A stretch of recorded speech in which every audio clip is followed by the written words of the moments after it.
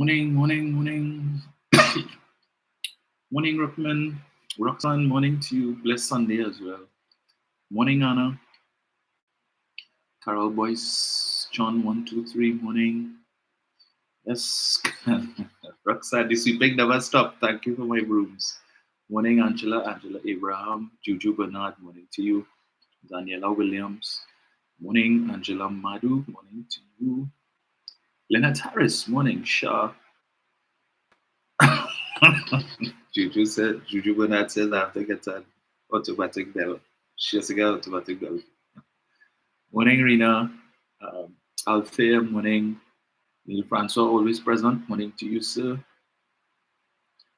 Let's see, let's skip on. So, Rude, morning. Oria Gani, morning. The Patriot, morning to you. Simdom 17, morning. Morning, Galen.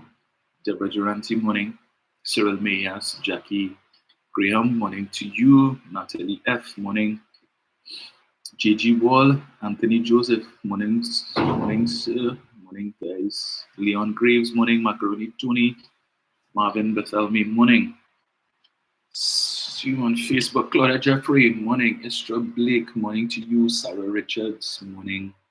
Good morning to His Excellency, President of Pleasantville, Nigel O'Connor, and First Lady Mauricia. Alison Boyce, morning to you. Sharon Williams, morning. Kenneth Gabriel, morning, sir. Marva James, morning. Morning, Nicole. Nicole Caesar. Deborah Duranti. Adriana Alexis. Morning. Morning, Diane. This thing blocking. Right. J Dimples. Morning. Dr. DCA. Morning to you. Leon Joseph. Morning. Angela Carty. Morning. Claire Irish. Let me pull up this thing one time. Yeah, because I have to be done by 1 o'clock today, folks, as I have another engagement. So, yeah. Let me see if I could keep it tight. A lot of things happen between Tuesday and now to talk about, but of course I can't deal with all of that today. So, yeah. Gotta save some for next week. So, happy post-carnival to everybody, those who still suffering from carnival to banker. Can't get over yet. Morning, Ruth. Ruth is locked on from Kissimmee in Florida. Morning, Phyllis. Daryl Nanton. Morning, sir. Don Khan. Yes, Ruth, I'll be on my favorite state, Florida, at the end of the month. So, yes. Right. So many things to talk about, as I said. But let me treat with just a few of the more prominent ones, right? But before I get to that, I wanted to read 2 articles that I came across yesterday based on a story that was carried in the newscast, right? Let me just read this here quickly. This thing taking so long to load up.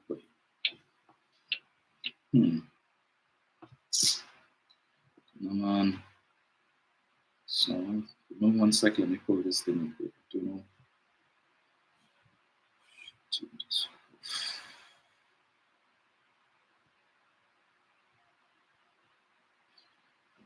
Right. I'll cheat with this one first. Massive gunfire at port in Kingston. Police are at the port in downtown Kingston, where 64 pistols, more than 965 9mm rounds of ammunition, and 107 magazines were discovered during a special operation. This 2 days ago, right? Deputy Commissioner of Police, well, 2 people have been taken into custody. Deputy Commissioner of Police Fitz Bailey said the operation began at 8 a.m. Friday. He said the guns were shipped from the United States, lamenting that Jamaicans living abroad are the ones sending them into the island. DCP Bailey urged members of the diaspora to encourage their peers to desist from engaging in this type of destructive activity. This is the second major seizure of multiple weapons made by security forces at one of the island's ports in a matter of days. So that was 2 days ago. Get this other one. January 27th, 2023, just over 2 weeks ago. 22 illegal guns and ammunition discovered at Jamaican Wharf. 22 illegal guns and a large quantity of ammunition was seized at the wharf in Freeport, Montego Bay earlier today.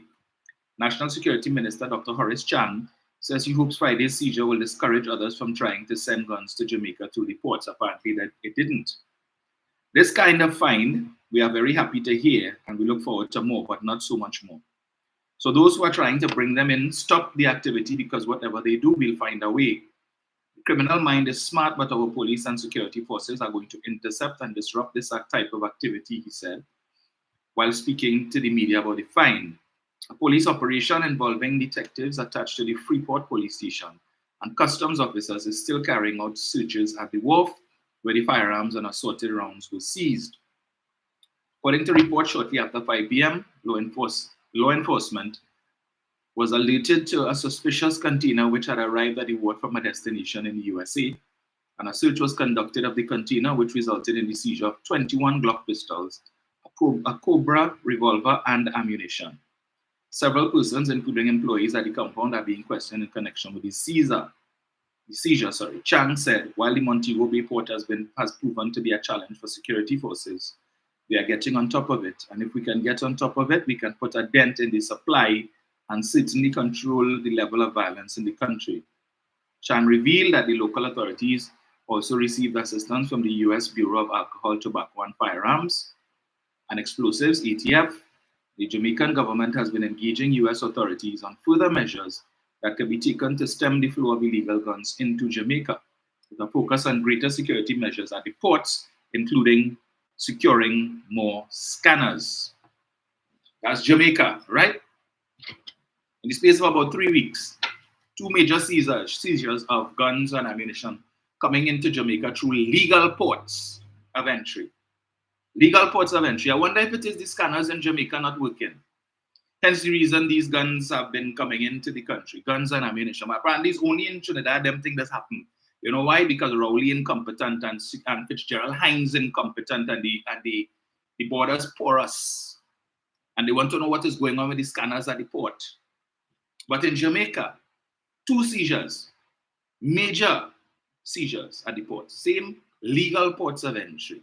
But them have scanners. But I see here where the Jamaican Minister of National Security is saying that the Jamaican government has been engaging U.S. authorities on further measures that could be taken to stem the flow of illegal guns into Jamaica, with a focus on greater security measures at the ports, including securing more scanners. Right? Jamaica last year recorded 1,393 murders. But of course, that figure is subject to change, because in 2022, they had initially reported 1,498 murders, and that figure was revised upwards to 1,511, right? Because there were some killings that were still under active investigation as at the end of the year, and they could not be classified. And so once the investigation was completed, they were classified as murders and added. So it went from 1498 to 1511. And last year, as I said, 1393. So we see what that figure. So they have a similar problems of weapons coming into the country through legal ports of entry. Right? The wharfs, the ports, legal ports. But I don't hear Gary talking about that. But last year, when Jamaica in the middle of the year was reporting a 12% decline in murders, oh yes, he was only happy to report that and do a comparison with Trinidad and the Jamaican Commissioner of Police and the Trinidad and Tobago Commissioner of Police and so on. So that type of comparison he loves to make. But here it is, 2 fines, legal ports of entry in Jamaica. No talk about that. Not one of them. Not he, not Kamla. None of them who like to cuss out Fitzgerald Hines, because it's Hines' fault that the guns coming into the country. Well, Hines responsible for Jamaica too. Right? And where it coming from? The same United States of America. The same problems that were highlighted when they had the last year, the crime symposium that the UNC so heavily criticized. That Mrs. Prasad Bisesa had a problem with, because it started at 9 a.m. and it meant she had to get up at 5 o'clock to brave the traffic. to go down to the Hyatt to participate in this crime symposium at which he wasn't given the opportunity to speak. Right? That was a big thing. And now their only concern is how much money spent to host this crime symposium. They see they're convenient in what it is they will highlight and bring to the fore. So I am not aware that we've had any seizures, reports of such as yet for the year at our ports. But the same problem that we experience in here, Jamaica is also experiencing, right? Now, when the Prime Minister went to the US the other day and met with different law enforcement officials, CIA and DEA and whoever else, and he come back, instead of him receiving some level of kudos from the citizens who to say, well, look, we see that the Prime Minister is looking for international help. We understand the guns coming in from the United States, and therefore we need to work with them. All he got was a sort of criticism. Oh, he gonna talk with law enforcement over there, but he wouldn't. He make the time to go and sit down with DEA and CIA and FBI, but he don't have time to sit down with the opposition in Trinidad to discuss crime. But he could fly all the way to the US to sit down and discuss crime. That's the UNC for you. Right? Sit down with you all and discuss what? You all have nothing of substance to offer. The same nonsense. Load up the matic, give people more firearms, make it easier for people to get gun, extend the retirement age for Defence Force personnel, but yet still when the Prime Minister suggests using Defence Force personnel retirees to send them into hotspot areas, you all have a problem with that. Talking about the retirees is 70 and 80-year-olds who are 300 pounds. I just thought I would make mention of that, right? Because when they like to make it seem as if it's only in Trinidad these things happen, and when we talk about, well, it's not here alone, they're quick to jump up and tell you, well, we live in Trinidad, we don't care what's going on outside. It is a regional problem. Crime is increasing in almost every Caribbean territory in the region, right? Almost everyone. They have a problem with crime. They've seen an upsurge in murders, gun-related crimes. But we don't talk about that. Because if we do that, and we highlight that, it means then that, okay, the problem is not unique to Trinidad, and therefore the blame that we like to put, or the cost that they always put in on Dr. Rowley and the PNM and Fitzgerald Hyde would be unwarranted. Because if the others can't fix the problem either, and they're working together to fix the problem, I leave that there, right? I leave that there. But just a word to the wise. So the next time, I'm waiting to see if Gary the Great will talk about this. Another thing that I didn't see Gary the Great talk about, on Friday, the Parliament met to debate the merit list that was sent to the Parliament by the Police Service Commission to appoint 3 deputy commissioners of police, right? 3 of them. Of the 3 names that were sent, 1 was rejected, 1 Mr. Lucas. The government did not vote in favor of Mr. Lucas's nomination, and so as such, his name was rejected. The other 2 nominees who were sent, they were approved, the Parliament voted, and they got the support of the government, right? Now I've been searching Mr. Griffith's page to see if he had anything to say on that, because he's the champion of merit lists. This merit list fiasco that they like to call it, from 2021, was it? Or thereabouts, that the Prime Minister intercepted this merit list. And as a result of that, he was not, the merit list didn't go to Parliament, and therefore he wasn't returned as Commissioner of Police and so on. And it's all because the Prime Minister interfered in a constitutional process and all kind of bacchanal stupid talk. We have continued to make the point. Merit list, whether it went to the Parliament or it didn't, the Prime Minister and the government was under no obligation to support Mr. Griffith, assuming his name was on the list. Because since the only people who would have seen the merit list would have been the Police Service Commission, because it wasn't even in the President's hand long enough for her to see, I don't know how it is Mr. Griffith knows that he was at the top of the list and who other names was on the list as well. But anyway, but I'm kind of happy that what took place on Friday happened, right? Because it brings back into full glare of the public this whole issue of the process of selecting the police commissioner and the deputy commissioners of police and so on. But in reference to Gary Griffith's situation, and them continuing to prostitute this meritless fiasco, as they like to call it. So, for whatever reason, we don't know, the government took a decision not to support the nomination of Mr. Lucas. I think he's a assistant commissioner of police, right? ECP. For whatever reason, it was not disclosed by the government, but when Mr. Hines, as is required of him, read out Mr. Lucas's resume, they had the debate, the vote was taken, the speaker said all in favor, say aye, and there was quiet.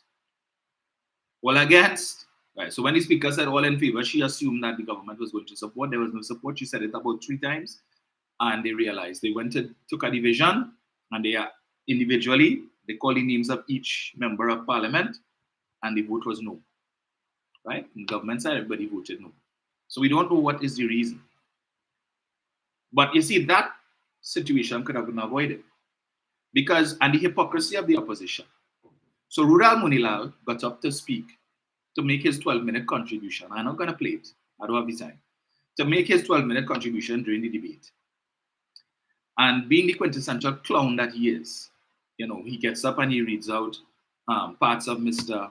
Lucas's resume. And he talks, so he calls out all of the initials that he have, BSc, MSc, whatever. And then he says, now looking for JOB.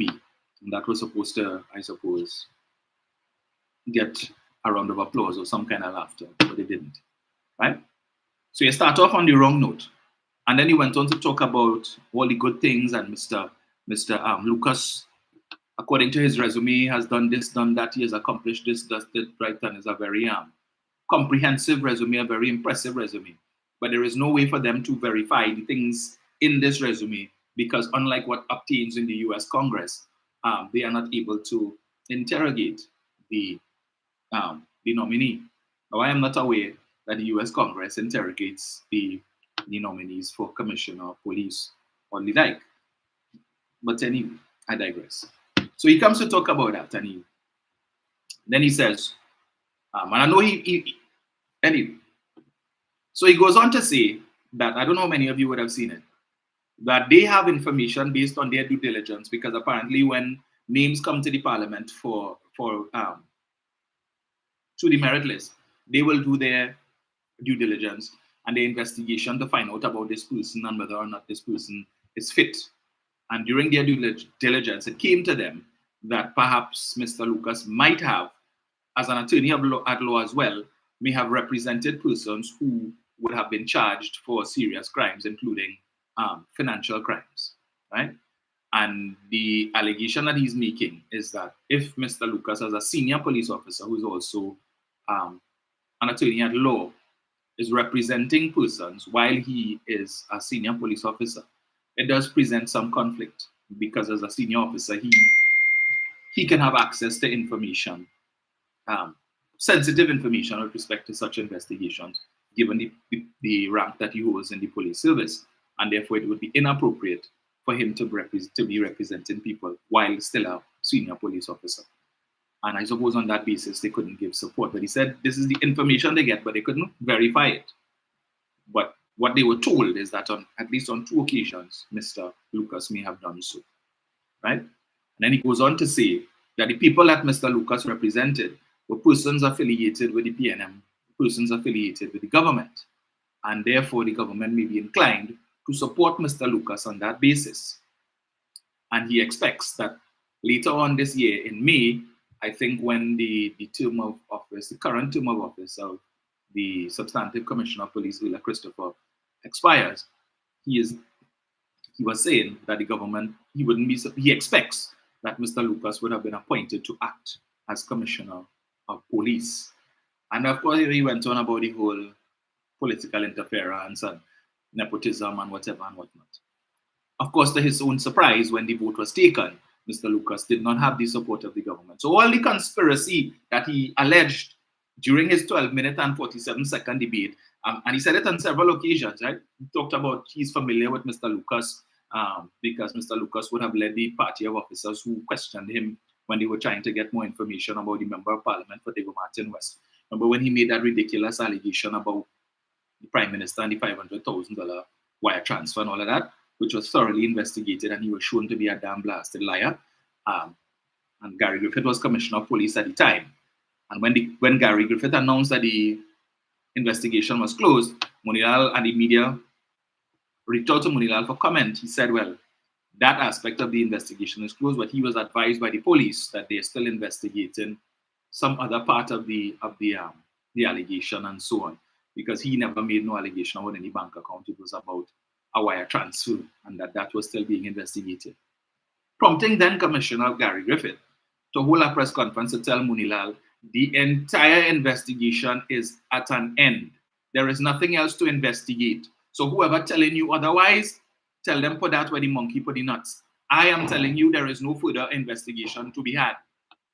Because when I sent my men to the US to look into this thing, they were laughed at by the officers of Interpol and the other international agencies with whom they had to interact to get information to investigate this thing, with the international officers telling them, so you all waste time and money to come all the way here to investigate something based on an allegation that was made by a member of your parliament, and laughed at them. This was Gary Griffith's rules, right? Gary Griffith's rules. So that investigation was closed, dead. Many times the speaker had to pull him back in and say, hey, let us confine your arguments and your discourse to the matter at hand, which is the nominee. So after he come, say all of that they have information at this, that, and the other about Mr. Lucas and whatnot, and they're not inclined to support Mr. Lucas. When the government didn't support Mr. Lucas's nomination, say Monilal come to jump up and to defend Mr. Lucas, to talk about, oh, that was an insult to Mr. Lucas and an embarrassment to Mr. Lucas. You put into the public domain, via the parliament, a claim, an allegation, which you have no documentary evidence to substantiate, right? It's just you say that is the information that came to you. So now, Mr. Lucas in private quarters and others will have to, may have to answer questions with respect to that. Now, when it is this meritless fiasco, as they call it, took place, right? The question was asked, and I asked the question here as well. When does due diligence end? When does due diligence end?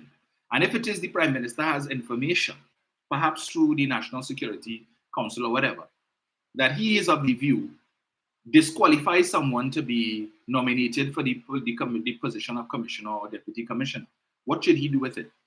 Should he put it in a file and sit down on it like Monilal did, with all the evidence he claimed he had about the Prime Minister and this $500,000 US wire transfer? You come in the parliament, make your allegation, left the parliament, put it in a manila folder and chuck it in a drawer, and left it there for 1 year, and then came back the following year in the budget debate to cry and complain that last year when you came, you spoke about this, that, and up to now the police ain't contact you yet. Take it to the police. Gary Griffith was Commissioner of Police. You have Gary number. Call him and tell him. But you sit down waiting for the police to contact you about this allegation that you made. And 1 year later, you're vexed because they didn't contact you. Right? Should I charge you for wasting police time? But you get away. So clearly, the government has whatever information. I don't know what it is, which would have prompted them not to support Mr. Lucas. Now, I am saying, and again, the same thing as we said with Gary Griffith. If the Prime Minister has information, if the government has information, if the National Security Council has information with respect to any of the nominees, should they not forward it to the Police Service Commission for them to deliberate on and them to consider? So rather than put the person's name on the merit list and have it come to the Parliament, to have what happened on Friday happen, where the person is now embarrassed, because I am sure Mr. Lucas probably thought that he was going to be, that his nomination was going to be ratified by the Parliament and he would today be DCP instead of ACP.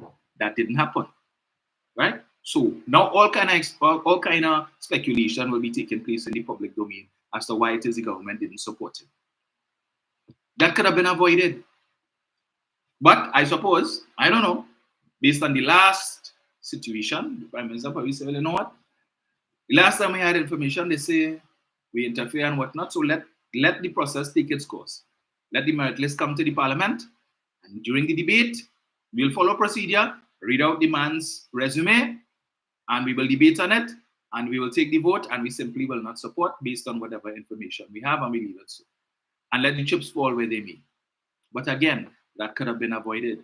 Whatever embarrassment that has been caused to Mr. Lucas could have been avoided. Mr. Lucas could have said, well, the commission could have contacted Mr. Lucas and say, well, look, we have this information here and whatnot. We're contemplating putting your name based on your resume, your accomplishments. We want to put you up as a nominee, but we have a concern based on this. You care to explain, you care to share some information, and then maybe based on whatever, they could make a decision. If they're not satisfied with his explanation, they could have left his name off of the merit list and at least give him the dignity to be able to say, well, no, I wasn't interested, and I tell them, forget that. No, he has to carry the shame. I'm not blaming government for anything. I am simply saying, you see what the public cause when all they like to jump on the propaganda train, right? This is the end result of these things. So now government said, well, okay, so in the same way, and this is why I'm happy to an extent that it happened, to show all those who want to talk about Rowley intercept the merit list, and if he had let the merit list go to the parliament and he didn't think, and the prime president, and it wasn't withdrawn, that Gary would have go back as commissioner of police. No. In the same way, the merit list would have come to the parliament. They would have read Gary Griffith's name was the first on the merit list. The Minister of National Security would have read it out, and when the vote had to be taken, and the Speaker would have said, all in favor of Gary Griffith being appointed Commissioner of Police, and the government would have remained silent. All in favor say aye, and they would have heard aye from the opposition bench, but not from the government bench. They would have gone to a division in case the Speaker needs to confirm, and they would have asked every member of the government bench. Mrs. Robinson Regis, no. Dr. Rowley, no. And gone down that way, and all the members of the government side would have voted no for Gary Griffith's nomination. And his nomination would have been defeated, and they moved to the next name. So we saw it in action on Friday, albeit different names. So maybe that is why Mr. Griffith is silent, and he had nothing to say about that. He had nothing to say about that because I'm sure he would have worked with Mr. Lucas. He would have. But it just, what happened Friday just goes to demonstrate that all the nonsense and choppiness they talk about is because Rowley intercepted the merit list, and that is why Gary nonsense. His nomination would have been defeated in the parliament to his own embarrassment. So they saved him that embarrassment. But like he liked embarrassment. But anyway, that was issue number 2. That was issue number 3. I see.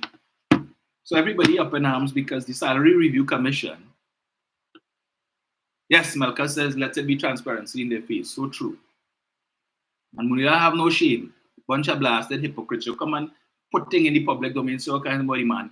And then when it is, you were shown to be a fool because you are certain that come May, this man would be appointed to act as Commissioner of Police. Well, he can't because he's not a DCP, right?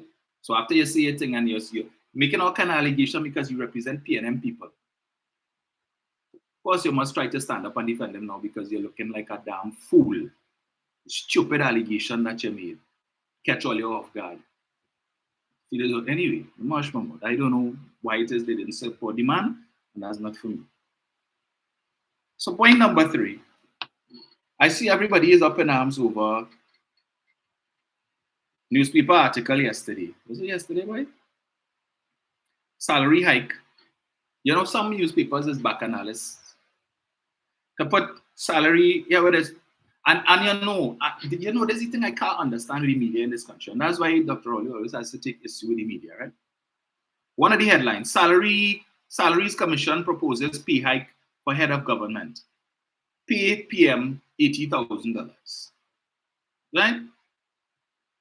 The Salaries Review Commission would have recommended in its 117th report a salary hike for all members of parliament, all office holders, not just the Prime Minister. The Prime Minister, the President, the Leader of the Opposition, government ministers, normal MPs, President of the Senate, Vice President of the Senate, Senators, everybody. But they saw it fit to put as the headline, Salary Commission proposes pay hike for head of government, pay the PM $80,000. Knowing that you have a lot of people in this country that don't like Dr. Rowley, right? And it's not a pay hike for Dr. Rowley, it's a pay hike for the position, for the office of Prime Minister.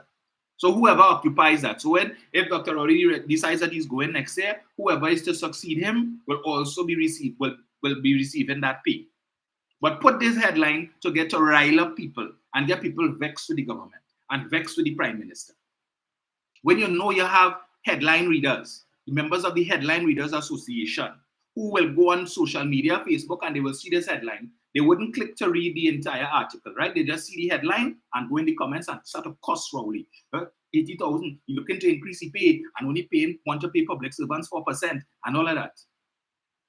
That is exactly what they wanted to do. You could simply say, salaries, commission proposes pay hike for parliamentarians. But no, you single out the prime minister to make it look as if the prime minister alone is to get this pay raise.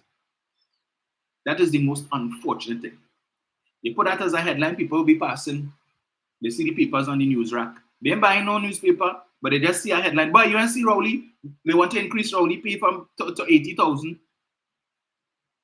Right? Last night, I think it's on CNC3 where they went into town to talk to people and fire on from them. What are your views on the prime minister and other parliamentarians getting a pay raise? And almost invariably, everybody would have said they don't support it. And the 4% thing came up. Now, and there were a number of persons who I assume are public servants saying they're still on 2013 salaries. Didn't public servants get a pay raise of 4%?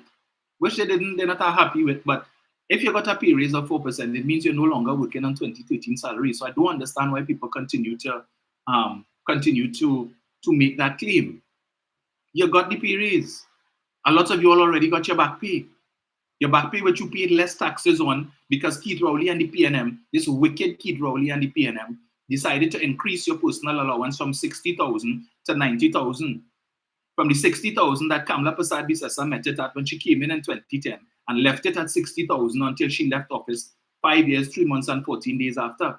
Didn't touch it. But it was Keith Rowley who increased it not once, and remember, not once, not twice, 3 times. But as I always say, they love to repeat. He increase the price of fuel once, he increased the price twice, and he say, well, he might increase it a 3rd time because they ain't riot yet.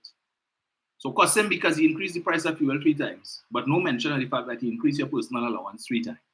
So if Dr. Rowley had chosen to adopt the same approach as Persad-Bissessar did in the 5 years, 3 months, and 14 days she was prime minister, the amount of tax that you all paid on your back pay would have been plenty more, 50% more than what you paid. Because the same wicked and evil Keith Rowley who only oppressing black people and oppressing the citizens of this country and mashing up the country because he and his Minister of Finance and his cabinet took a decision to increase your personal allowance by 50%. You got to take home more of your back pay. And plenty of you taking home more pay now, right? Because the money that under Kamla you would have been paying to the Board of Inland Revenue in tax, income tax, Keith Rowley tell you keep it. So you got an addition, and I don't know how else to underscore that. So when we only want to say we only get 4% and we only get 4%, no, you got more than that. Right? You got a pay raise through an increase in your personal allowance. Not all pay raise have to come in an actual increase in your monthly salary. And that increase in your personal allowance was better because going forward, you're going to always be paying less in tax. But we focused on that, right? So when you look at the amount of money that went into your account from your back pay, you wouldn't say, well, yeah, boy, keep thanks, eh? If it wasn't for you and the Dwen, it wasn't for you and the square peg in the wrong hole, I would have paid a lot more. The amount of money that went into my account would have been much less. But no thanks for that. Nobody ain't going to talk about that.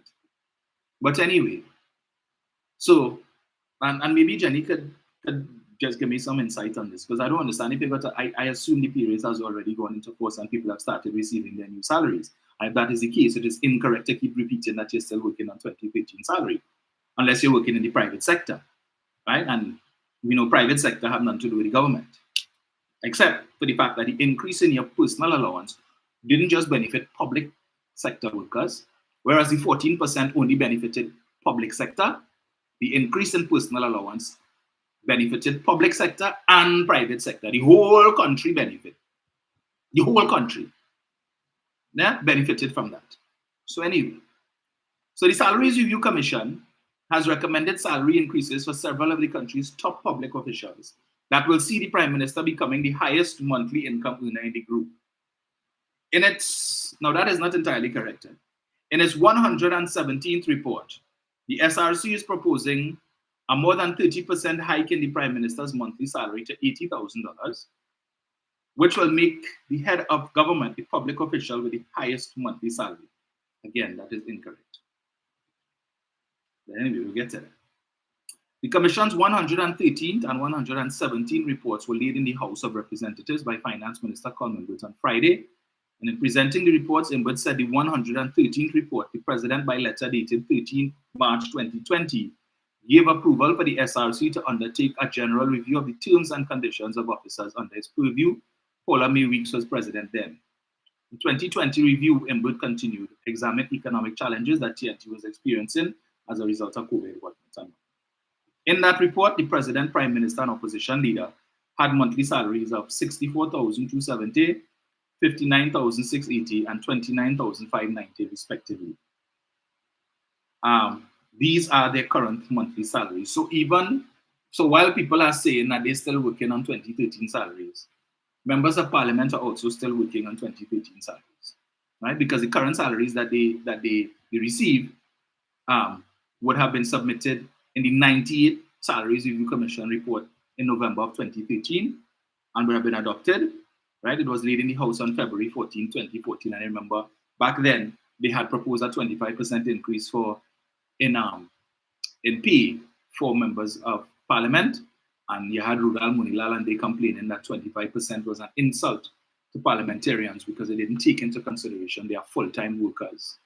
And that if it is you in your bed 2 o'clock in the morning and a constituent house burned down, you had to leave your house and go to the scene. And therefore it didn't take, because the Salaries Review Commission had recommended a 25% pay raise and take away the benefits with respect to taxes, the taxes and duties that parliamentarians get off of for purchasing vehicles. And they were up in arms, they vexed, they could do that because they want to drive fancy car at your expense using parliamentary money, low interest loan to buy Prado and Range Rover and Jaguar and the like, only the best, Mercedes, and then give it to your partner to drive, which now has you before the court on $1 million bail.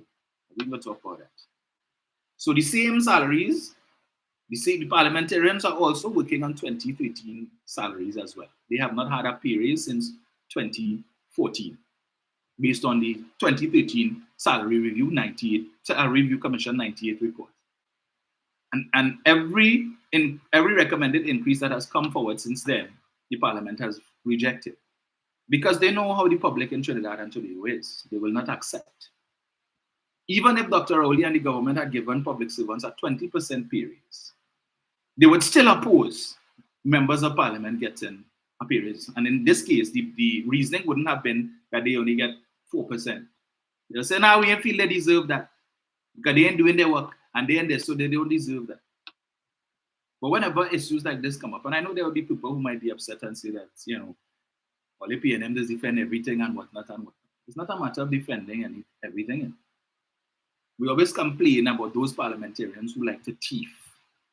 And the reason why certain salaries are designed is to prevent them. So, well, some of them will still thief anyway, regardless of what the salary is, right? Because they don't know if they're going to be there for more than 5 years. So the opportunity presents itself. Let me thief as much as I could because, as Munilal once said, as a parliamentarian, when you're no longer in politics, nobody don't want to hire you, right? You're like a pariah, persona non grata. Nobody don't want you around them because you could no longer grant favors and therefore you have no value or use to them, and you had to be looking for work once you demit office as a parliamentarian. So I don't know if that is his justification for why they is thief, but they're just greedy. As my partner, they say they love money bad, but they're afraid jail, right? But I am just saying, the thing that amazes me is that we have, and I know it's not just Trinidad alone, and perhaps this is why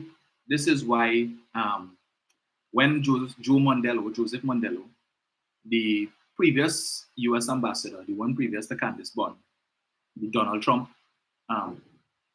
U.S. ambassador, came here, and one of the first issues that he and Dr. Rowley had a little falling out, for want of a better term, about was in his first speech, that public speech that he gave at an event that was hosted by the American Chamber of Commerce. And he spoke to the issue of, local companies and so on, asking for his intervention with respect to getting US state enterprises to partner with locals and so on. And he made the point that he was surprised to see the level of government involvement in the economy in Trinidad and Tobago, that was unheard of in the United States.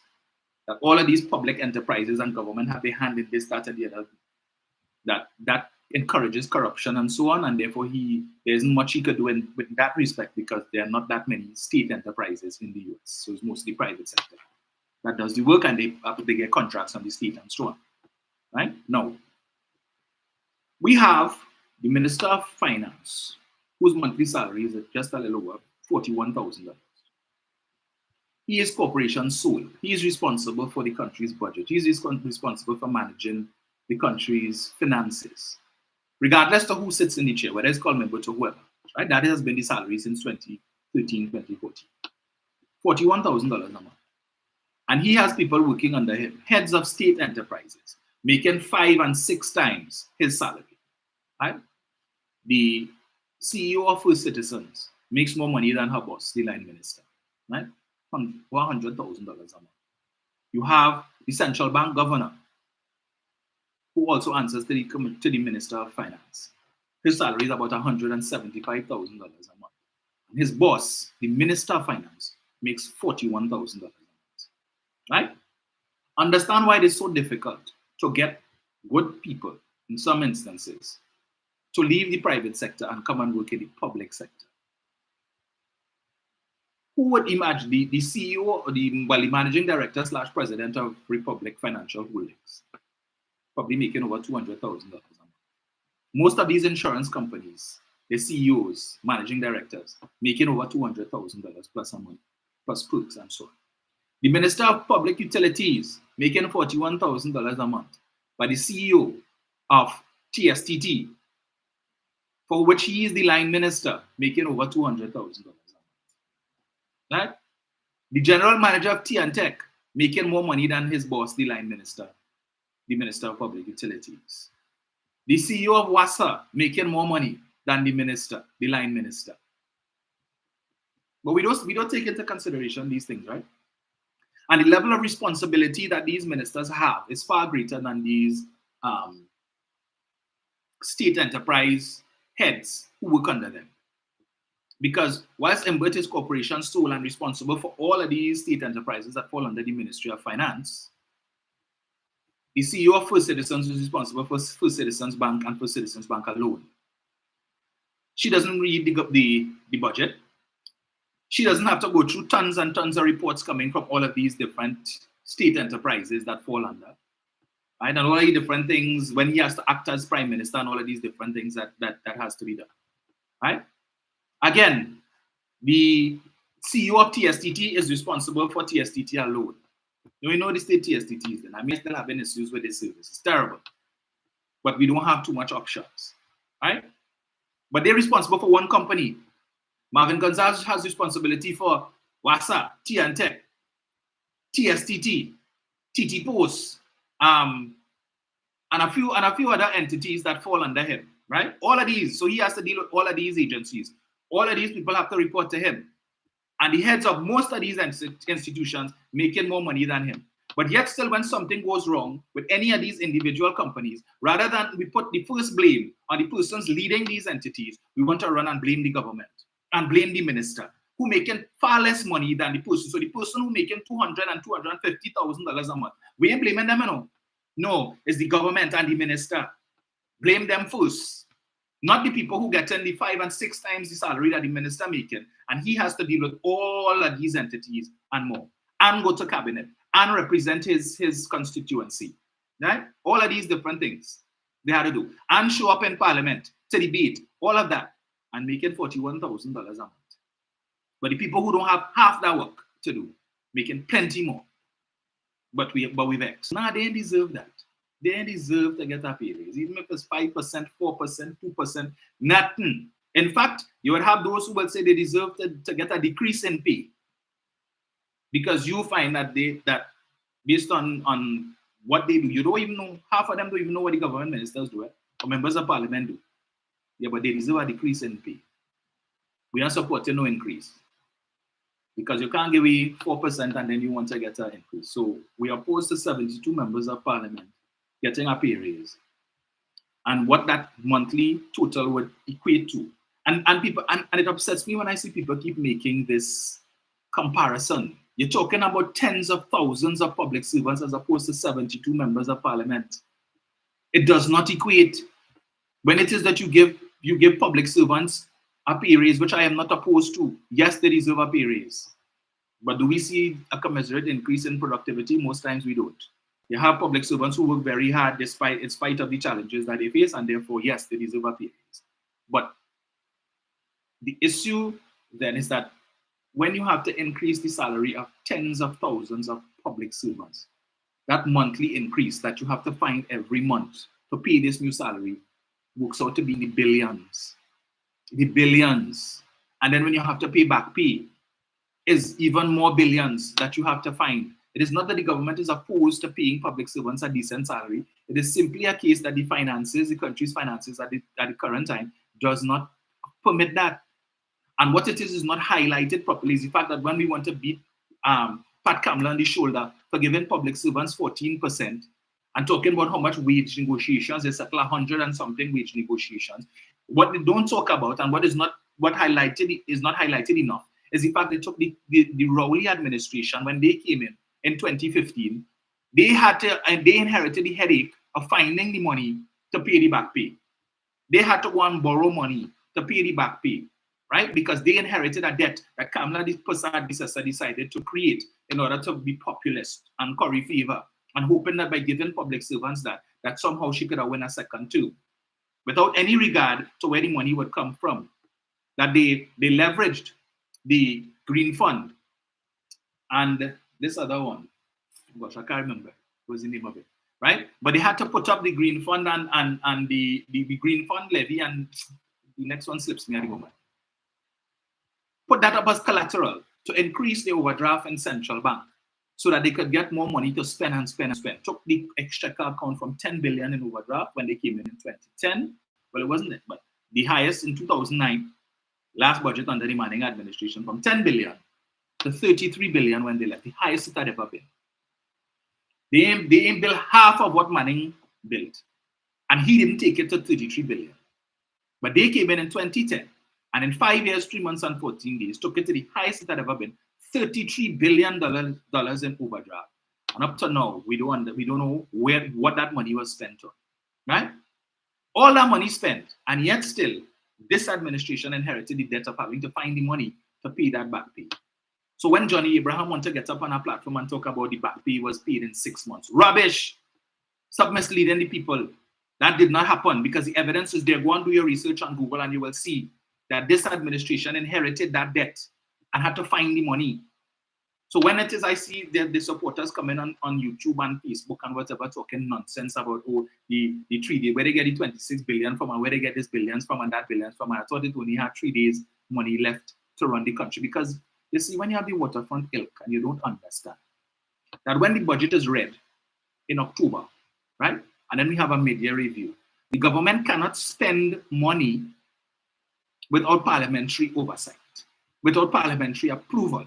That is why the budget has to be voted on, notwithstanding the fact that the government has the majority and the budget will still pass. But when the budget is read, these are the allocations. It is scrutinized. That's why they go through the Standing Finance Committee, and the opposition is asked a whole set of silly questions. Well, I see last year only allocate this, and this year only allocate this. You could explain that, and what is the reason for the increase, and what is the reason that this money wasn't spent, and that wasn't spent, wasting parliamentary time.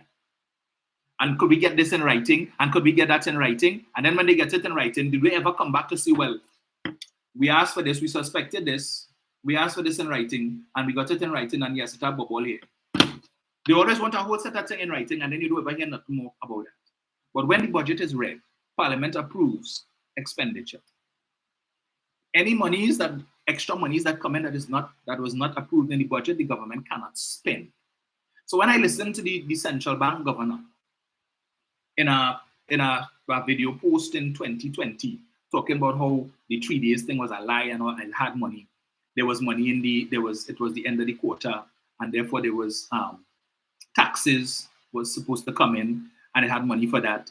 And then what was the other thing he said, boy, that there was money in the Heritage and Stabilization Fund and the foreign reserves, when he knows full well the government could not touch the Heritage and Stabilization Fund because of what the law was at the time, right? That there were certain conditions that had to be met, and you could only determine if those conditions were met at the end of the financial year.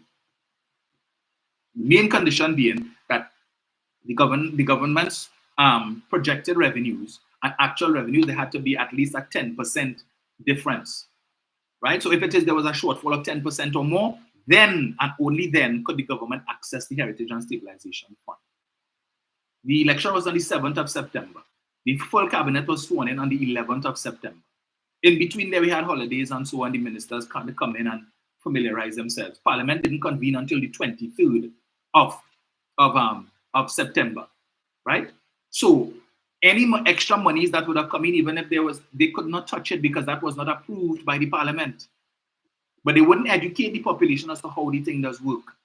So not because we get extra money this month means we could spend it. No, Parliament did not approve that. You have to come back. That is why we have the mid-year review, variation in of appropriations, and the minister will say, well, we're looking to get approval to spend an additional 2 billion or 3 billion, and it will go to these ministries and they would vote on it, and Parliament gives approval for you to spend more money than you previously mentioned in the budget in October.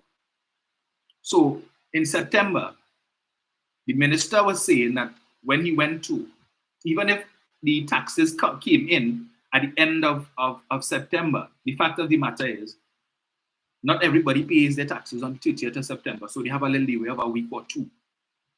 But he wouldn't tell you, as Mr. Imbert would have told us, that when he went begging cap in hand and telling the people, the energy companies, here what now, we need money to pay salaries this month, they mind paying your taxes a little bit in advance. I said, what taxes are you talking about, Colm? Stop your nonsense now. Which police are you talking about? You have no tax to get? You know that? The generous concessions that Kamlan, they give us, no tax for you until 2024, but go from here. Sabina Cloud. Anyway, you go see your lineman later. Right? That was the situation. After they bleed NGC bank account, $16 billion they take, and still put the exchequer account $33 billion in overdraft. Right? But I just thought I need to make mention of it. It's not that the likelihood is the government is not going to accept this recommendation, even if, right? And for good reason. Some may say. Because, good anyway. Because all they're going to hear about that is going to take up public attention. Watch, they're greedy. They only want to give public servants 4%. And watch how they. But they wouldn't talk about the fact that the recommendation in this report is that the salary for the leader of the opposition should go from $29,590 a month to $47,500 a month. Right? From 29 to 47.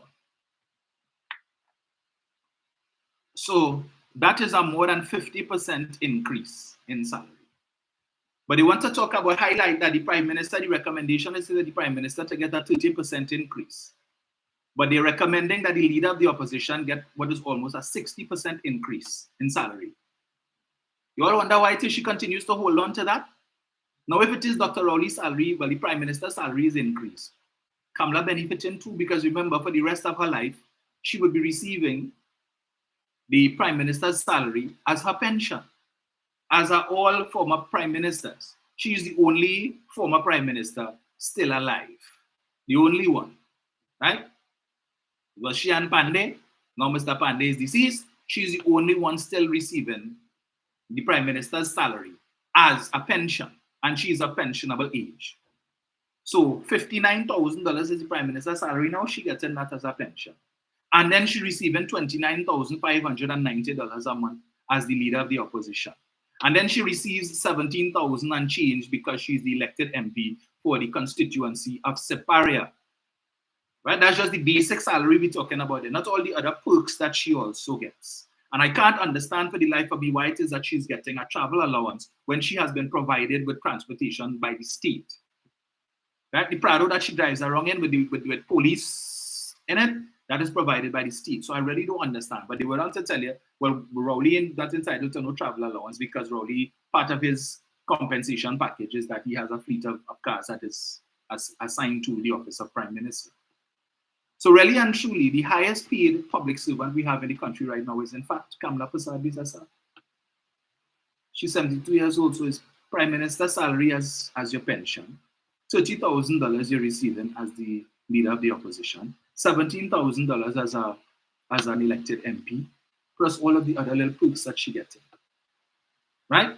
So over $100 and something thousand. Dr. Olin getting no Prime Minister pension, he's receiving a salary. Getting his salary as Prime Minister, and he's entitled to the same $17,000 as the elected member of Parliament for Diego Martin West. So the extra $30,000 that she receiving as the leader of the opposition, Dr. Olin again, because he's not the opposition leader. But they wouldn't talk about that. So when it is, you see, she want to hug up that position. She want to hug it up. It's money. It's money they like. But the supporters ain't gonna talk about that. Kick out the PNM wouldn't talk about that. Break Free HC, God Christopher wouldn't talk about that, but only posting a set of garbage every day on his page attacking Dr. Rowley. The amount of them head Dr. Rowley. Dr. Rowley will be paying the most amount of property tax because the amount of people heads that he living in rent free. Yeah? The amount of people head, if it's not Gary Griffith, is Anil Roberts, is God Christopher, and a whole set of others. He living in all of them head.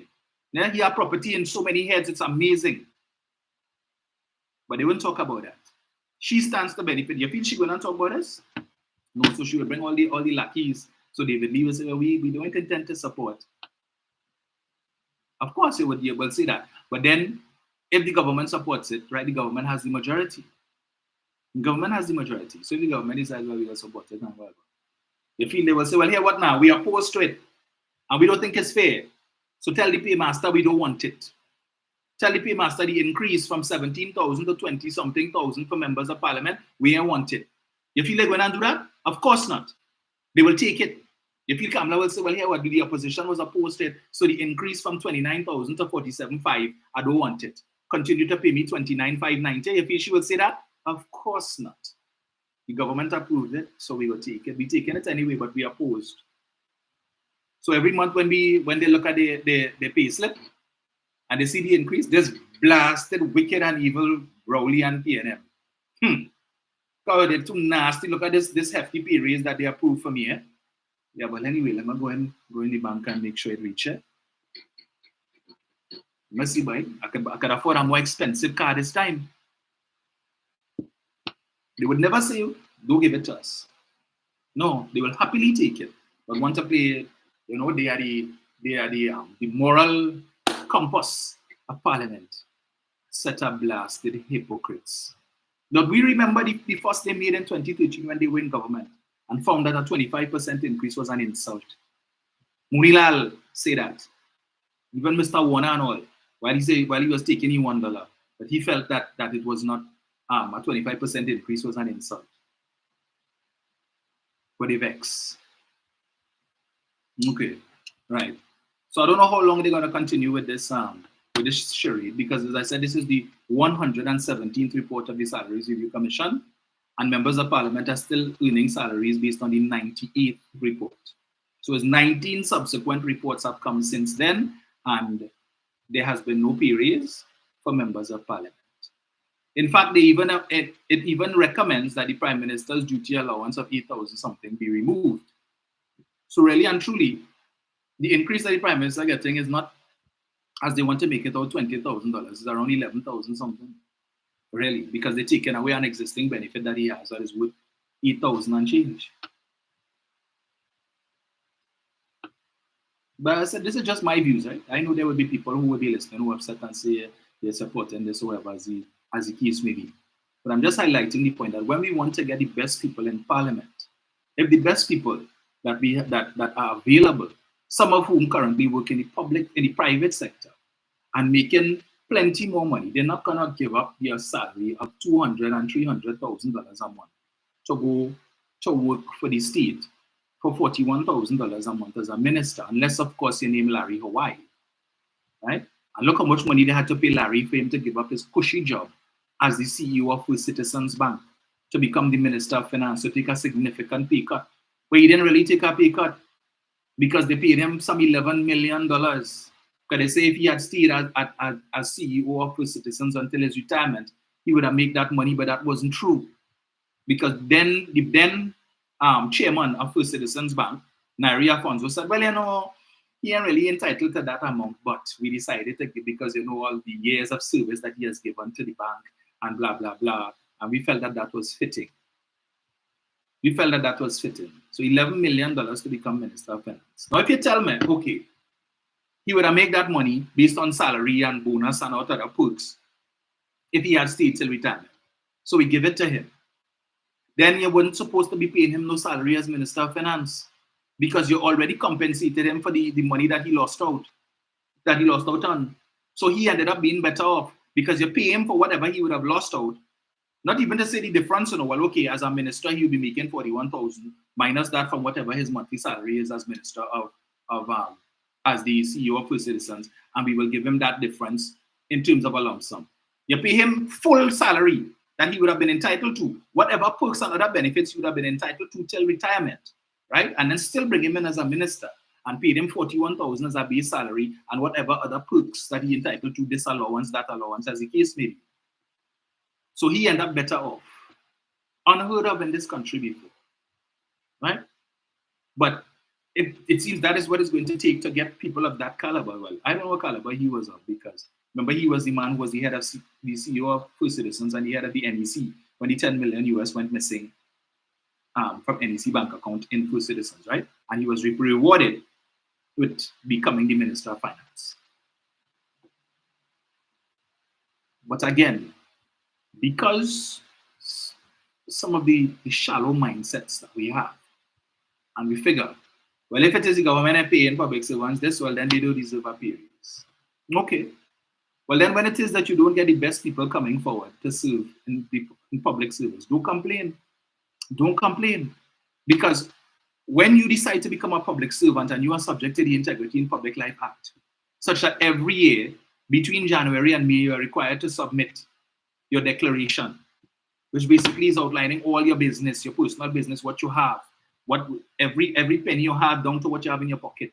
They want to know how much money you have in the bank, you have in the credit union, any and all investments you have, what property you own, what is the value, you have any loans, what is your outstanding balance, how much money you spent on your credit card last year, how much money you pay back on your credit card, every single thing you want to know. Not everybody is willing to subject themselves to that level of intrusion for the sake of $41,000 a month or less, when it is that they could remain in the private sector work and get plenty more money than that, plenty perks, and not have to be subject to that.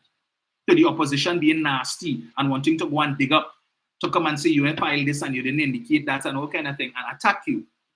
Put all your public business out in the public domain. That's why Dr. Rowley filing had to be out there. He had to put it out, and everybody has to know what he owns. So that can't stay quiet. But anybody know what Kamala owns?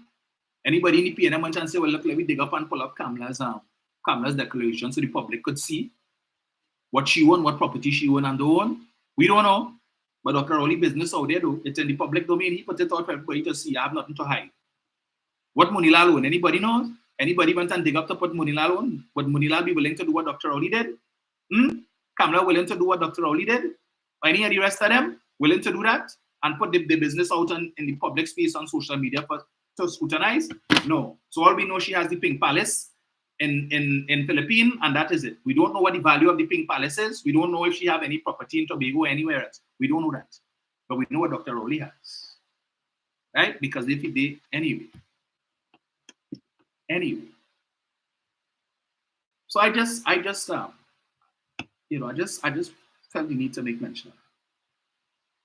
So who want to best and say I support and whatever, at the end of the day, I look at it from a different perspective. And I am saying that if it is that you have persons, lower level, I don't want to call them functionaries, but heads of state enterprises, right? That are state enterprises that are government, and the heads of these, the CEO, the deputy CEO, and all of them making plenty more money than the line minister, making more money than even the president. You could imagine that the CEO of TSTT making more money than the president of Trinidad and Tobago. Plenty more. But you know, I say, well, the president will do nothing. Well, okay. All right. Well, suffice it, just leave it so. That's okay. Right. So in the interest of time, to allow you all to make a few calls, there's just one other thing I wanted to touch on, which I will not go into in great detail.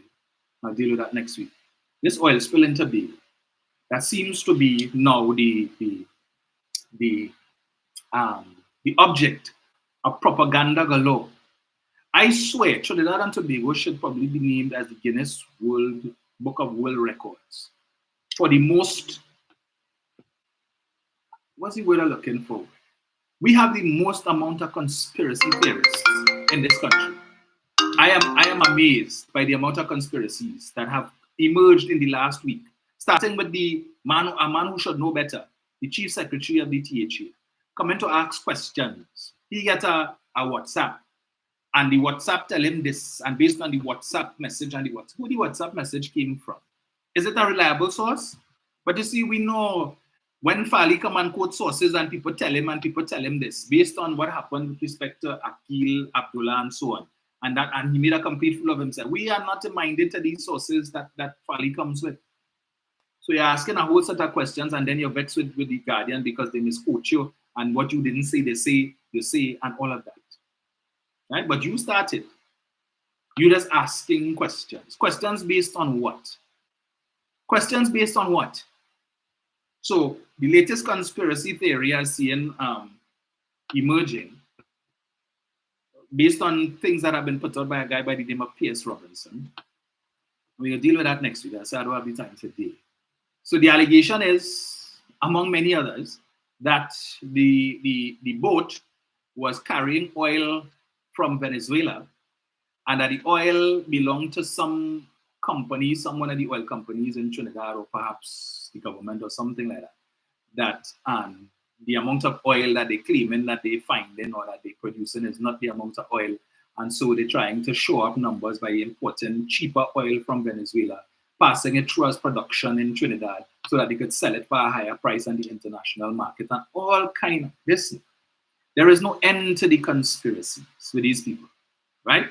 Then they put out this video, this AI video with the president of the United States, Joe Biden, talking about the same thing with the oil spill and oil from Venezuela and the divers and so on and all kind of nonsense. And they're sharing this like wildfire all over the place. And the thing that amazes me, right, is that a lot of them pretending they don't know that this is fake. And they're sharing it because they believe it is real, and they're not sure if it, and for those who are not sure that if it's real or not, so they're sharing it. These are the same people who told you that the emails was fake, that a 5-year-old child could have watched the emails and tell you that those transcripts was fakes, that those weren't emails. The same people who tell you could take a cursory glance at these email transcripts and you would have known it was fake. Looking at an AI video, you just need to look at the mouth alone and know it is a fake. But they can't tell you that is a fake, right? They don't know that is a fake, but they could tell you. I didn't even need to see the emails. You remember what Lord Nelson said? You need to see the fella, just show me the corner where the fella passed and I could make a suit. Yeah? We ain't need to see the emails. And we could tell you it's fake. But you see in this video with Joe Biden, and you can't tell if it's fake or not. Right? So you're sharing it. We just had Carnival season pass there. Patrice Roberts at her I Am Woman concert had an AI video with Ricardo Drew, in which he's talking, telling her that, he misses her and he loves her and he wants her to take care of their daughter and take care of his sons and all of these different things. And there were some people who took offense to it. But if you look at it, you see, right, so, and we know it was AI generated. Right? But apparently for these people who can't discern that the video with Joe Biden is fake, I guess they thought that was actually that was actually Ricardo Drew talking to them from beyond the grave. Right? Yeah. He made that video wherever he is now and sent it for Patrice Roberts, and she played it with him in the afterlife telling her he loves her and he misses her to take care of his daughter and his sons and so on. This is the same problem that just last year they were talking about that in the US. Concerns with respect to the upcoming general election and the use of AI to create these videos that make it seem You just need to go on social media, whether it's Instagram, Facebook, whatever, and you will see. You're bombarded with apps, new apps. You could take a photo of your grandmother from 19 or long and put this photo, take a picture of this photo and embed it into this app. And it would bring your grandmother or your grandfather alive. You see them smiling and dancing and talking to you and all kind of thing. And they're dead since long time. Long time, you know, but a photo from 1940 or 1950 you could take, input that in an AI app, and they bring in the whole scenery alive, your grandmother alive, or whoever it is, and talking to you, right?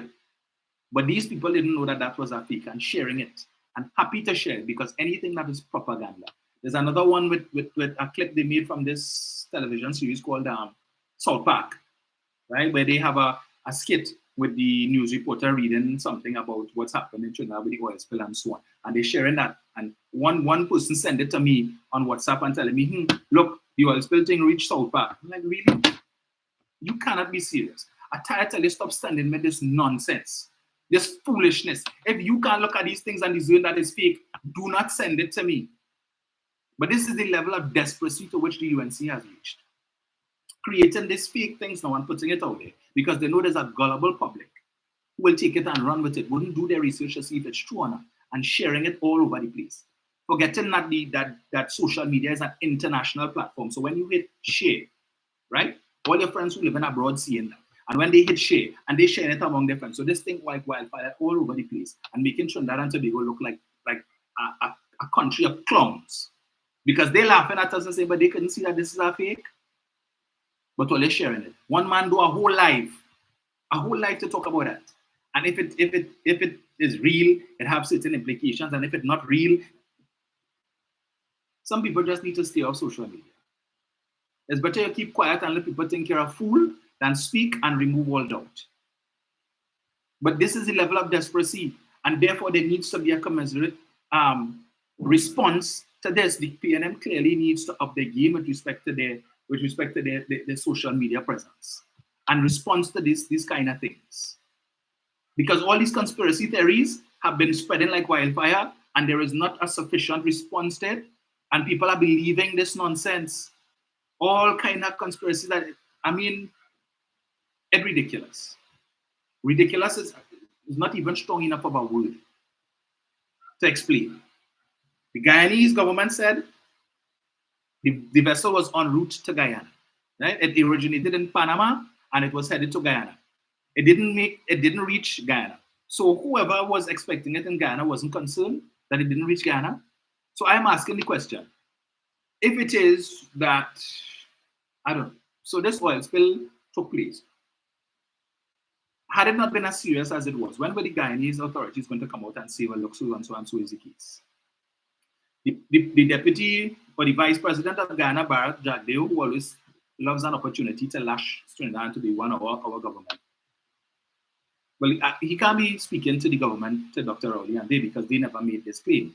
I think it was the THA that is of the view that Guyana should pay to clean up the oil spill because the vessel was en route to Guyana.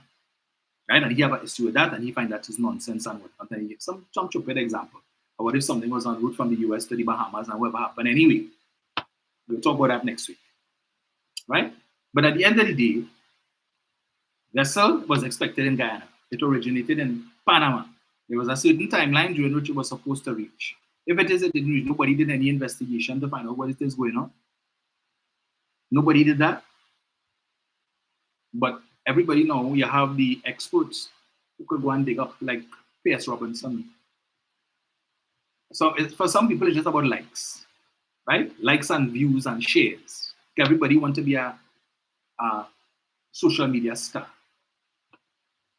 Do your investigation first and make sure you have all of your ducks in a row.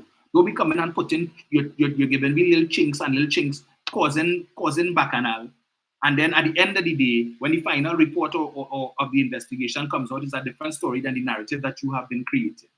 Do your thing. You want to do your research. Nobody is saying no. But put together the whole story. Don't be coming and give it like it's a series. Every week you're giving me a little something and leaving us in suspense. We don't need that. We want the full dossier. Don't come and give me 2 pages today, tomorrow half a page, next day 1 page. put all your things together, and then when you think that you have the answer, come and tell us and let us form an opinion on it. But in the meanwhile, you're putting out little snippets and people taking it and using it for their own purposes to create back and I just say, well, look, this supporting this conspiracy theory and that conspiracy theory. So I listened to David Lee, a little piece of David Lee this morning, and they wasted time Sunday morning press conference. So he come with his own conspiracy theories and stuff. And in the absence of anything else, they're going to beat this like a rented mule for the next couple of weeks until the oil spill is cleaned up. Right? And this is what we had. Instead of they dealing with serious issues. Well, I don't know if they have Monday night forum tomorrow night, but if they do, I'm sure everybody going to come and talk about that. So we wait to see. But as I said, in the interest of time, 770163. So I'm going to take a few calls because I have to jump off at 1. Let's put this in. Jenny. Hello? Hi, good afternoon. Yeah, Jen. Good afternoon. You see the children are up to seven things. I want to tell you the outset that if he and the union movement have a problem with this talent in this commission, I know that it's an annual constitutional law, but it be even like one. Because the salary based commission was established in the section 140 of the Constitution of Kenya. And in accordance with section 141 of section 1, they have the authority from time to time to review the salaries of certain public officers, high-level public officers in this country. So they're doing the job. Unlike the unions who have us in a position, when those who have accepted the 4% are talking about them right now. So let's talk about PSA, MGFW, and contracting workers. They continue to see those 4%, but none of them have been able to show any data to support that the government could have paid more than 4% to the negotiation period 2014, 16, and 17, 19. Have they been able to do that? Tutor, police, Coast Guard, prison, fire, amalgamated, and all those who accepted the 4% for that time period would not have accepted it. They would have sat at the negotiating table and continued to fight some of them 4%. But there's no data to support 4% of the take home that period of time. And there is data that the government was able to produce, whether they like it or not, via the Minister of Finance in the CPO to support such. Because the Industrialization Act of Trinidad and Tobago, of Trinidad and Tobago, gives the union, the CPO, the extension Minister of Finance, the authority that every 3 years we are negotiating period. And there's a process to that. If the union has failed that back in 2016, the CPO, by the Minister of Finance, was failing to meet with the union for the purpose of negotiation, then they should have taken the High Court to do the review of the law in the Civil Service Act that gives the Industrialization Act that gives the union the authority for every 3 years. And the CPO. Let the High Court decide, but based on those sections in the solution I continue to the back, that the CPO, by the Minister of Finance, are failing their duty to do due diligence. The unions never did that. So none of them can say one talk that we still on 2013 salary, especially PSA, MGMW, and contracted workers who didn't take his 4%. That the government was there. What was their duty and due diligence to the members who pay on? To do something about it. Instead, we are 12 years. The PSA members, public officers, they for 93 salaries. And not all public officers get the 4%, so only the unions would have 34%. And what that did is free them up to go back in 2050 for the period 2020, 21, and 22. Those who refuse to take it, we are doomed until probably 2025 or 26. When will be the next time we entitled to go back in front of these people? But as I leave, I want to ask any second one of them. The bunch of retirees who works longer, they don't have a bargaining unit. How much is their salary when it went from the member money and who authorize that payment to them? I want to ask you, whether people sitting down here, in my opinion, are legally, what is the salary? Who approved that salary? Because we are seeing, I am never getting wrong because this is a subject I'm passionate about, and the church around it. Because every child has to be best for them and do themselves. Our union financial account shows that every month, 1.2 million dollars coming in revenue to PSA, and that is union dues. And every month, that now is 1%. New liberties, they're spending 1 million or then 1.2 million. And you know what they spend on it? Executive personal expenditure, salaries and costs. Never salaries there now. So if the salary review commission, doing the job of the constitution, and they don't like it, then they're going out to the states to change the constitution. So what it is? In the absence of that, they're going to pass it ANS. And doing work for the union members, but I mean, it's supposed to be no leadership because they're retirees. The age for retirement has not improved to 65 years. And all of them is on 60. A bunch of non-paid, competent, really settled union guys. Thank you, Don. Let me say. Thank you, Jen. I don't know, whenever issues like this arise, we always ask the question, how much money Roger getting as a salary for the month? What's Roger perks? Who approved that? The OWTU membership? Right? You all approve that? I just asking the question. We don't know how much money them men making, right? But anyway. But we could, anyway, not much money. So, let's see this here. So, 1 second, let's get this.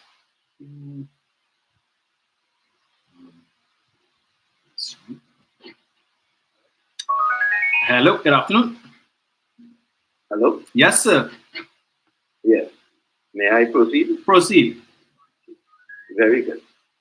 I just want to deal with one thing this morning. Yes. With one thing this morning. Our people, particularly African people in this country, they are suckers for dotishness and foolishness. They feel that these trade union leaders madly in love with them. They feel they love them. Examine the houses these people living in. Look at the cars they drive. But they're parading all over the place with Nehru suits. No color. No color. In other words, we protesters, we against the system, we against Babylon, we against white people, we against Rowley, we this, we that, together. And they are the ordinary union members are just suckers to these people. Just like the people of Tobago, they have been told on the last two THA elections, the two campaigns, they have been told interminably by Dr. Rowley and other PNM speakers, a vote for Farley Augustine and Watson Duke is a vote for the UNC. They were told that twice because what they did, 6-all and then 14-1. So about the third time, they're going to be sucked into this vortex of deception by people who they should know hate them. They hate them with a passion, but they only love them because they want the 2 seats next year to be able to give them the majority to form the government. That is all. Correct. But that is all. And Tobagonians must remember, they must have a sense of recall and remember that when Pandey became Prime Minister, part of the terms of agreement, one of the terms of engagement was that Tobago must have 2 senators as soon as Pandey became Prime Minister. Our first order of business was to fire the 2 Tobago senators. And that's what started the rift and the animosity. between himself and Robinson because Pandey had violated a sacred tenet of the agreement that made him Prime Minister. And Tobagonians must remember that. They must remember that and call to mind the various deceptions of the UNC. Look at what they get Vanilla Allen Topping to do to Dr. Rowley. His father raped his mother, and that's how he came to be. And almost by genetics, by predisposition, Dr. Rowley was also a rapist. And he raped a little young lady in Tobago, who denied that vehemently in a study conference years later. But, that is why I get very upset when I hear this dotage talk about the ground and the ground and the ground. Yes. What is this thing about the ground? That is a concept. That is a concept that only applies to the African people in Trinidad and Tobago. It only applies to the black people. You think the illiterate, the poor Indian man who planted little piece of bhaji and shadow benny in the backyard, you think, and he don't have a cent, eh? He don't have a cent in his name. You think he's studying anything about the ground and Kamla like we, and this, what matters to him is his Apanjat duty. What the Kapildeos and Bhavis Maharaj and them told us to do. Once the Indian party dared to get into government, vote them in. But the black people sit there, and this, you know what they're thinking? Rowley is a dread man. Rowley ain't like black people. You're pressing we. Look at who you are in the cabinet. You have fair-skinned people. You are a white man in him, but you have fair-skinned people like Arawi and Stuart Young, and them Indians, Kazim Hussain and Sininan and all of them. That is what they fall for. Dotishness. Unlike the Indian who knows that his only duty is to go and vote the Indian party into government. They could see from here to thy kingdom come. That matters not to him. What matters to him is getting my people, my race, into power. So this talk about the ground and the ground and the ground. We are just suckers for dotishness. We don't have a sense of loyalty to tradition and Eric Williams and all that you have ever had was your foot and finger. And the little education Eric Williams opened up for you, where you was the son and daughter of the servant and the normal little clerk one in a government office, considered for the former master, son and daughter in St. Joseph's Convent, in St. Mary's, in QRC, and not so much QRC, that was always kind of secular in nature. But you could sit down next to the richest white person in this country, and you could excel if you want to, but the opportunity is there for you. No. But you're studying what Rowley, what Biseta and Munilal and them telling you. Rowley is a dread man. Rowley is like black people. And they listen to the dotistics from those people. Rowley too. Rowley so black. He's so black and ugly. That is what they are listening to. That is what the ground is responding to. This thing about the ground, that is what it is.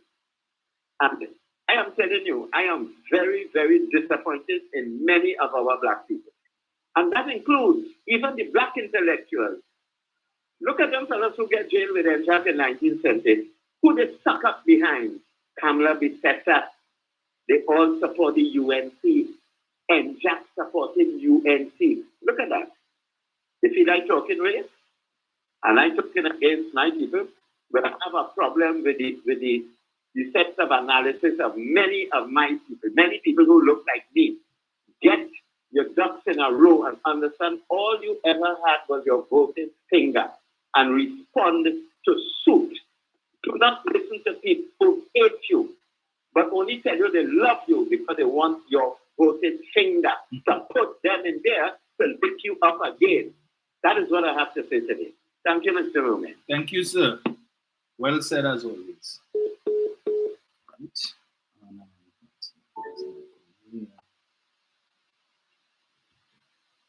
So, let me say this. To Ricky here on But I looking at this from a parent perspective. Ricky, let me tell you something. As I said before, perhaps you're now joined. Any increase that Keith Rowley gets in his salary, Kamla Persad-Bissessar gets it too. She will receive it as a pension. What she receiving?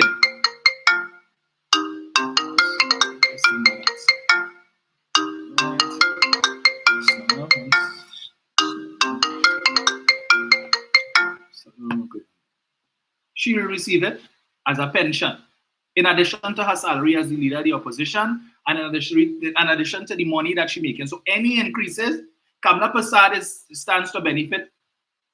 Increase in her pension, if Dr. Rowley, if they approve it, his salary goes up, her pension goes up.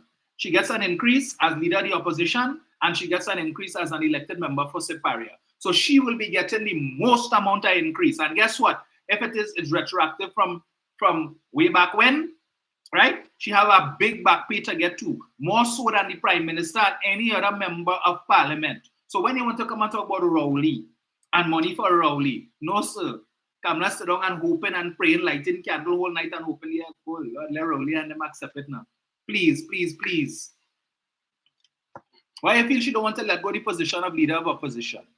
Huh? Why you think so? Is the money they like? You're fooling me. So anytime you want to come with that nonsense, just remember, Mrs. Persad-Bissessar stands to benefit more than any of the other 71 members of Parliament. She will benefit the most. So put that in your pipe and smoke it. Let us say hello, good afternoon.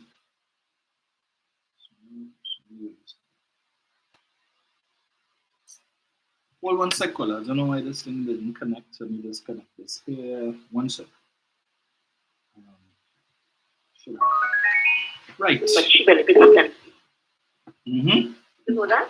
If she loves so much, Kamla want a new washing machine, a new fridge, a new stove, new furniture, new clothes, new diamonds, new food in Kamla. I need your money, like Max and House, Kamla, I want your money.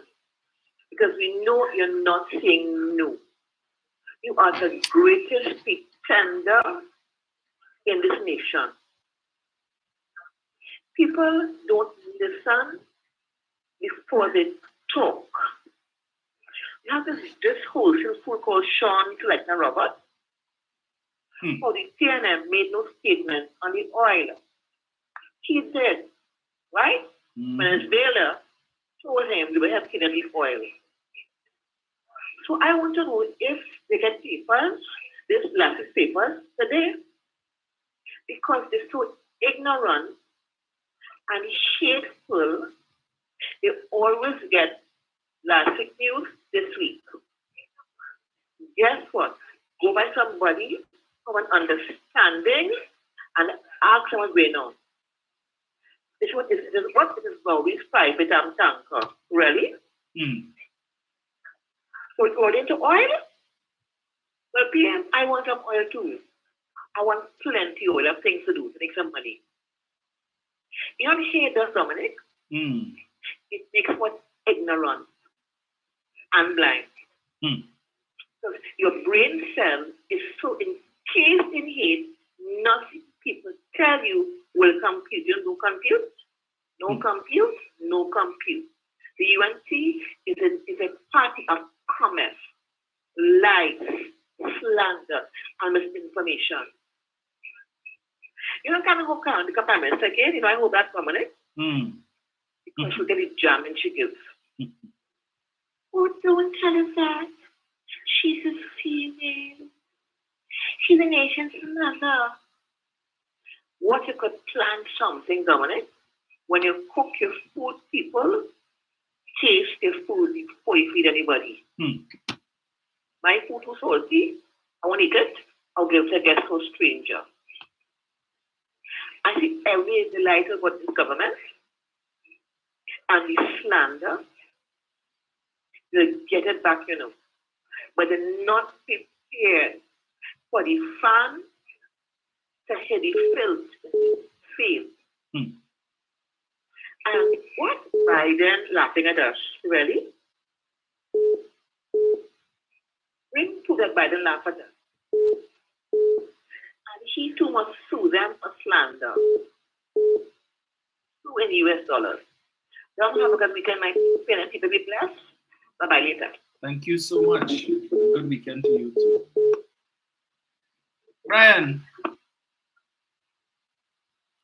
Brian. Good afternoon to you, Dominic. Good afternoon, sir. Could you tell me how much money Mr. Roger makes per month, please? I don't know. Right. I'll have to find out. But I know he drives a very, very nice car. Oh yes. I think it's an X6. I wouldn't be surprised. And I also remember that when Comrade McLeod retired before he went into politics. Mm-hmm. He got a multi-million-dollar house down in Rosilac and a multi-million-dollar vehicle. You understand? Yes. So he was well taken care of. And I also know that Comrade Roger is also, and he's also getting 2 pensions. And Comrade Roger will get pensions as well. You understand? Because he also worked down in the oil fields. So he will get pension. Nice pension, nice house, nice car. You understand? But you see, they would hide those things because they don't want people to know. Yes. How they live in. And they don't want people to know too that when Christmas time come around, the WTU with Farmer Burns have 2 Christmas parties. One for the workers and one for Roger. That he will have with he and his friends. They know that, but that all that cut back a bit simply because he lost his $7,100 a month bills. Understand? So that's why he gets a Rowley. That's a Rowley for that because there's money out of his pocket. Understand?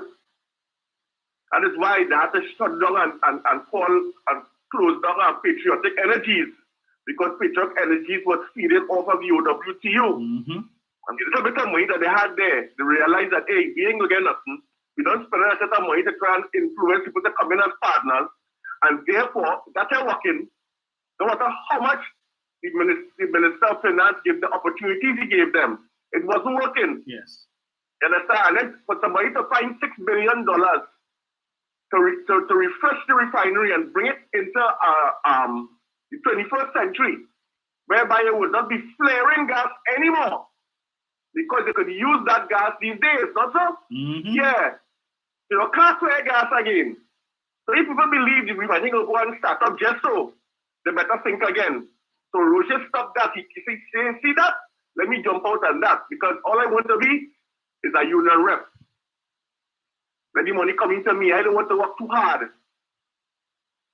But Dominic, I want to talk 2 things very quickly. And the opposition got caught with the pants down. That is why they had to bring up the issue with this. Munila had to talk about Lucas. He's the acting assistant commissioner of police. I don't know if he's a senior superintendent confirmed, but he was acting assistant commissioner of police. Right. Now, Dr. Rowley and this is correct. Okay, only the woman to go and say nothing and give the advice to the Police Service Commission, but only let all the names come. And we will choose who we want. And it goes to show that when G-String talking his stupidness, that he was first and he was this and he has to be selected. He doesn't have to be. So there you go. So people are going to get embarrassed. And when Munila realized he was being embarrassed, he came out and he said he don't know if the government didn't select him because he represented 2 PNM persons in court and there would have been a conflict of interest because he was defending them and so on for some financial situation that they were in. Yes. But we don't know. People are out. But is demanding that the government say why they didn't select Lucas. The government does not have to say anything.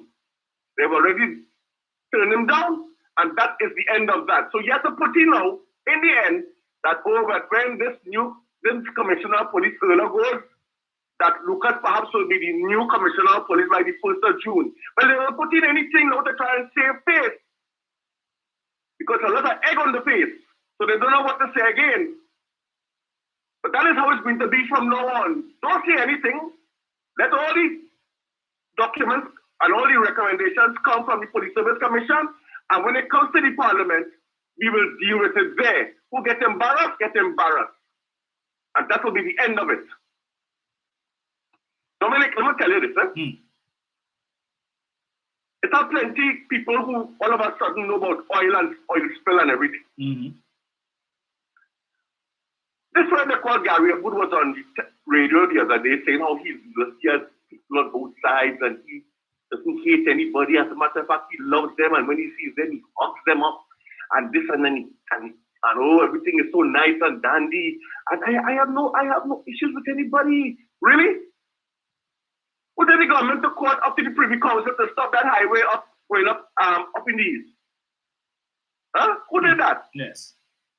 And every time there's something, when they had the other vessel between in Gulf of Paria there, that was about to sink and overflow with oil and so on, who gave all that threatening information? The government better get busy and go and see about it and all kind of stupidness. He comes now and says, they only have 2 Gulf Streams in the entire world, and he knows that the government knows who owns that vessel. Really? Well, they put faith to that in the parliament on Friday when they said to have over 350 vessels named Gulf Stream. What differentiates the various vessels, Dominic, is something called an IMO, which is like a car number then. You can have plenty B-15s or Prados, but what differentiates your vehicle from another black one, 2 black vehicles, is the license plate number. And that is what these vessels have. So, and the government can, according to Farley, for somebody that he said the government know, to come and sit down with he to talk money, like if this thing happens just like that, it does not.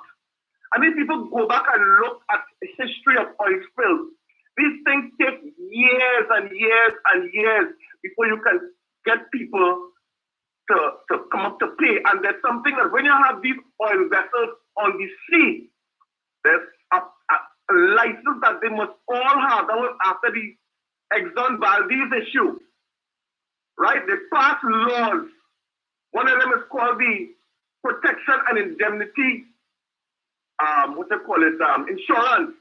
And there's coverage up to $1 billion. Now, what these seagoing vessels that carrying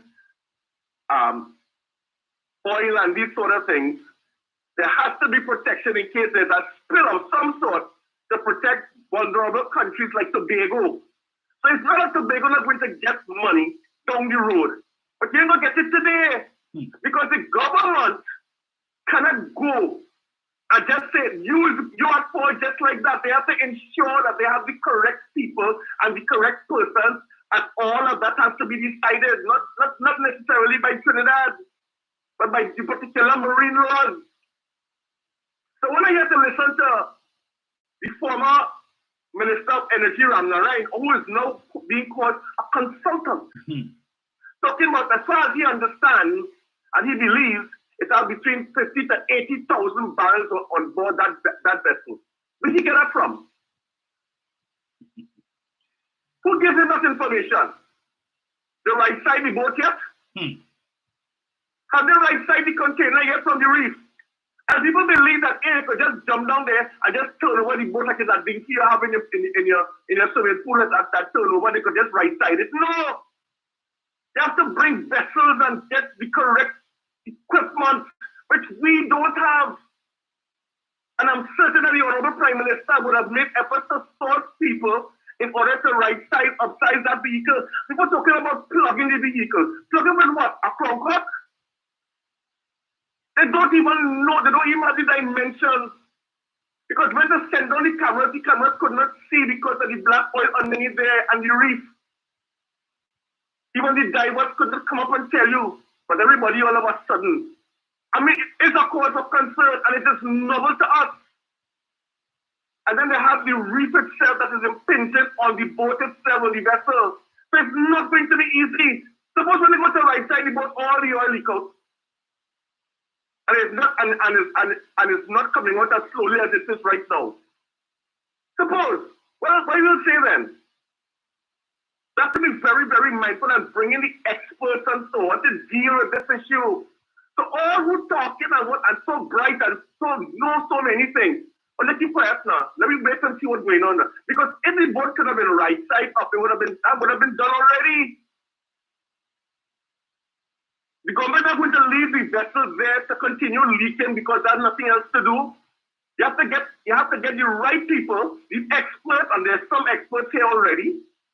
You understand, who will assist the government in order to arrest the leakage and right-side the vessel and so on. And I'm sure due diligence is being done to identify exactly who owns the solo, that was the tug that was pulling it and has left the area. Because maybe that tug might not have been properly licensed, I don't know. Because nobody can tell us exactly who owned that tug and where the tug gone. They just leave the boat there and they're gone. But they will find out eventually, because there are ways of finding out these things. You understand? So like a car crash on a highway, these people are going to leave the car there. They will find out eventually who owns it. But for people to come now and talk about this one and the show is that one and they ain't sure about nothing. But everybody talking because everybody wants to get in their 2 cents, and the government and I have to say the parliament to these people who fail to talk about carnival, because you know why? The sabotage of carnival that they hope would have taken place didn't take place, but they get something to talk about now. Carnival was so successful, they didn't know what to say, they didn't know what to do. So they decide, look, let me forget about carnival, yes, boy, because the law says, let me talk, look, something to talk about now. So we go talk, according to you, we go talk about this until thy kingdom comes. And that is how we are in this country. You jump on something because you know why? What you can keep blame on Dr. Rowley, because Dr. Rowley turned over the boat. It's the government turned over the boat. And cannot know what to do. Why can I give advice on what to do? Why they don't do that? Have they given advice? No. But Kamla Prasad Bissetta was there since 2013 when they had the oil spill. She knew exactly what to do, really? Well, then why should I give advice to fix this and look good in the eyes of the people of the nation? But they don't know. We have to live with it. The government is going about it, and I know they will fix it. There's more to talk about on this matter, but we'll talk later. Thank you very much. Thank you, sir. Indeed. Mr. Chance. Hey, Dominic, I know you just have a very short time again. Yes, you go ahead. And you want to move to 1 o'clock. Yes, I will be very quick. You know what happened there, Mr. Chance? Call me back. I don't know why that took so. Call me back, Mr. Chance.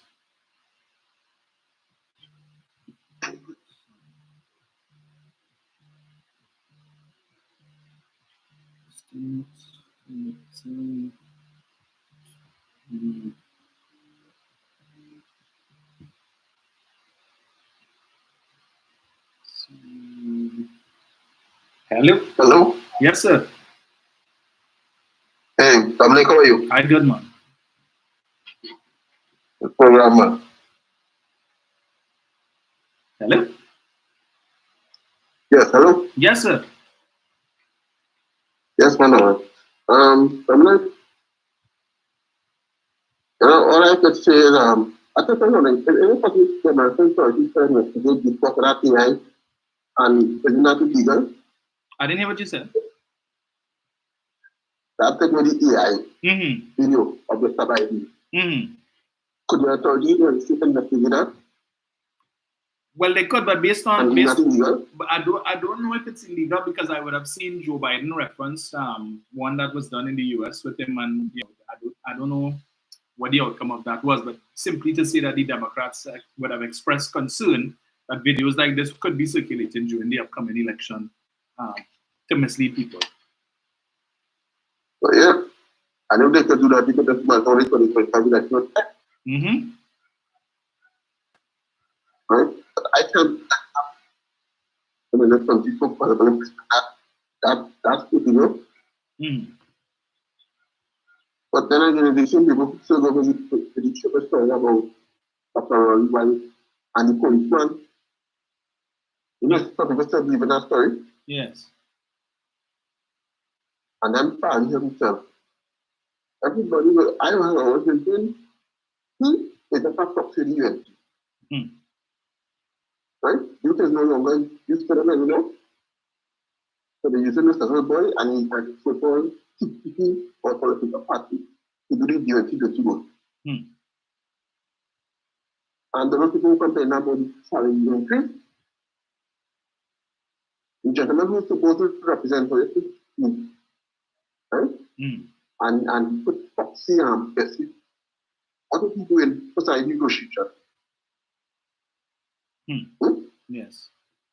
When it's a man who was president back then, and you're 75%, and somebody tell him 75% of my free time, what do you do? Or if someone yes, until he gets into a PPS. Who follows that? Don't make your hungry. You too, sir. Mr. Chance, you can call me back.